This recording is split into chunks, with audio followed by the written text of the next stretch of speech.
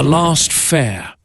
Michael adjusted the rearview mirror for what felt like the 100th time that night, his eyes bleary from hours of driving through the dimly lit streets. His shift had been uneventful, just a couple of short trips, each one bringing him only a few measly dollars closer to paying off his mounting debts. He was ready to call it a night and head home when the taxi dispatch crackled to life, startling him. "Got a late one for you, Mike," the dispatcher's voice buzzed through the speaker. "Woman needs a ride out near the edge of town. Said she's heading to a cemetery. You up for it?" Michael frowned. A cemetery at this hour? It was nearly midnight, and the idea of taking some strange woman to a graveyard in the middle of nowhere didn't sit right with him. But work was work, and the last thing he could afford was to turn down a fare. With a resigned sigh, he responded, "Yeah, I'll take it. Send me the address." He tapped the coordinates into his GPS and pulled the car into gear, heading toward the outskirts of the city. The night air was crisp and a low fog clung to the ground, making the streetlights appear ghostly as he drove past. The streets were mostly deserted, save for the occasional stray cat or wandering soul. Michael couldn't help but feel a sense of unease settling in the pit of his stomach. After what felt like an eternity, he finally arrived at the designated pickup spot, a lonely street on the edge of town. There, standing under a flickering streetlight, was the woman. Her appearance was striking. She was tall, her frame thin and delicate, with long dark hair cascading down her shoulders. She wore a simple black coat that seemed to blend into the night, and her skin was pale, almost unnaturally so. She didn't look at him as he pulled up, her gaze fixed on the distant horizon. Michael rolled down the passenger window. "You called for a cab?" The woman turned her head slowly, her eyes meeting his. They were deep, hollow, as if hiding something dark and unknowable beneath their surface. She nodded once, her lips barely moving as she spoke. "I need to go to the cemetery." Her voice was soft, barely a whisper, but there was an edge to it that made the hairs on the back of Michael's neck stand on end. He hesitated for a moment, considering the strangeness of the situation, but reminded himself that he'd seen all kinds of weird things in this job. This was just another strange fare in the middle of the night.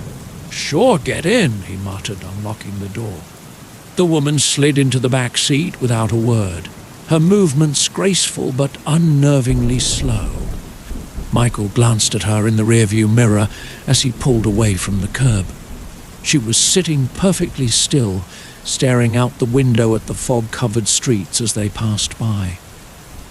For the first few minutes of the drive, the only sound was the hum of the engine and the faint crackle of static from the radio. Michael cleared his throat, trying to break the silence. "So, what brings you out to the cemetery this late?" The woman didn't answer right away. For a moment, Michael thought she hadn't heard him, but then she spoke, her voice barely louder than the wind outside. "I'm meeting someone." Michael raised an eyebrow. "At a cemetery? At this hour?" She didn't respond, only continuing to stare out the window. Michael's unease grew with each passing second. There was something deeply unsettling about this woman, something that he couldn't quite put his finger on. He wanted to ask more, but the words stuck in his throat.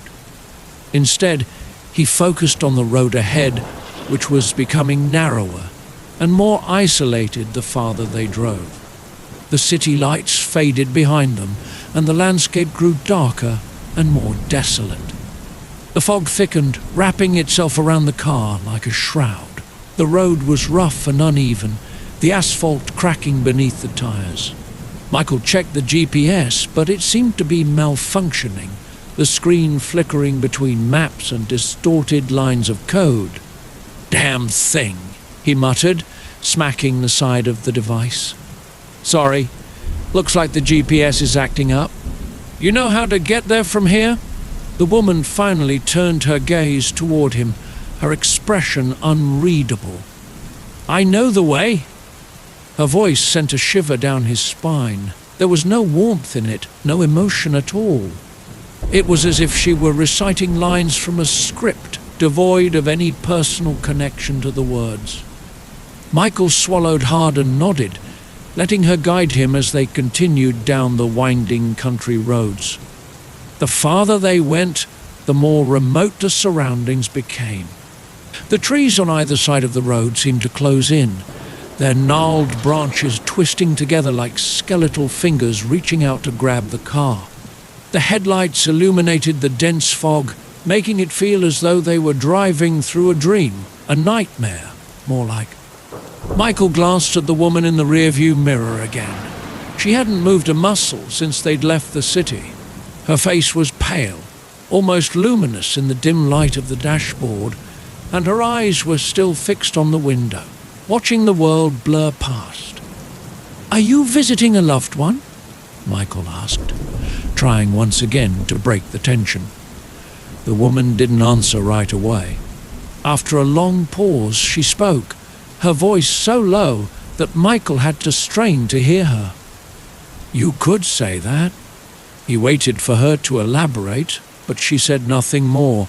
The silence stretched on, thick and oppressive, filling the car like a weight pressing down on his chest. Michael's fingers tightened on the steering wheel as a sense of dread began to settle over him. Something wasn't right about this woman, something he couldn't explain. They continued driving in silence for what felt like hours, the road growing rougher and more uneven with each passing mile. The GPS had long since given up, its screen now a blank, static-filled mess. Michael relied entirely on the woman's directions, though she spoke them only sparingly, her words clipped and emotionless. Eventually they reached the outskirts of a small, decrepit cemetery. The gates were old and rusted, barely hanging on their hinges, and the headstones beyond were worn and crumbling, overgrown with weeds. The fog swirled around them, making the cemetery look like something out of a horror film. Michael parked the car just outside the gates, turning off the engine. The sudden silence was deafening, broken only by the faint rustle of the wind through the trees. He looked at the woman through the rearview mirror again, his unease now bordering on fear. "We're here," he said, his voice barely above a whisper. The woman didn't respond. She simply opened the door and stepped out, her movements slow and deliberate. She didn't look back at him as she started walking toward the cemetery gates. Michael watched her go, every instinct in his body screaming at him to leave, to get back in the car and drive as far away from this place as possible. But something held him back, some morbid curiosity, or perhaps the same fear that had been gnawing at him since the moment he picked her up. He couldn't just leave her there, could he? Against his better judgment, Michael turned off the ignition, grabbed a flashlight from the glove compartment, and followed her. As soon as Michael stepped out of the car, the cold hit him like a physical blow. The air was frigid, far colder than it had any right to be on an autumn night. He pulled his jacket tighter around himself and shone the flashlight ahead, the beam cutting through the thick fog. The woman was already a good distance ahead, her figure barely visible as she moved deeper into the cemetery. Michael hesitated at the gates, his breath fogging in the icy air. Every instinct screamed at him to turn back, but something about the woman, something about this whole situation, drew him forward. It was like being in a bad dream, the kind where you know something horrible is about to happen, but you can't wake up. The cemetery was old, far older than Michael had expected. The headstones were weathered and cracked, many of them leaning at odd angles, as if they'd been forgotten for centuries. The names on most of the markers were illegible, worn away by time and neglect. Tall, gnarled trees loomed over the graves, their branches twisting together like skeletal hands. The woman moved with purpose, her footsteps barely making a sound on the soft earth. Michael followed her at a distance, his flashlight flickering as if struggling to stay alive in the oppressive darkness. "Hey!" he called out, his voice hoarse in the still night. "Wait up!" She didn't stop. She didn't even turn to acknowledge him. Michael quickened his pace, the sense of dread growing stronger with each step. He felt like he was being drawn into something he couldn't understand, something he wasn't meant to understand. Finally, the woman stopped in front of a large, crumbling mausoleum. The structure was ancient, its stone walls covered in moss and vines. The iron gate that once guarded the entrance hung open, the rusted metal creaking in the wind.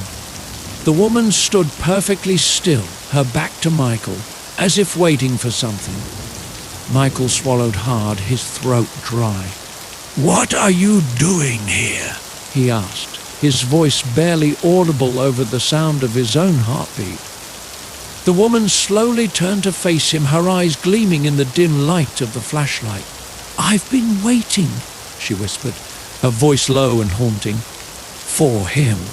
Michael's skin prickled with unease. "For Wu?" The woman didn't answer immediately.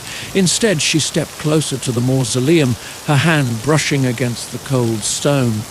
"He promised he would meet me here," she said softly, her voice filled with a sadness that seemed to echo in the night.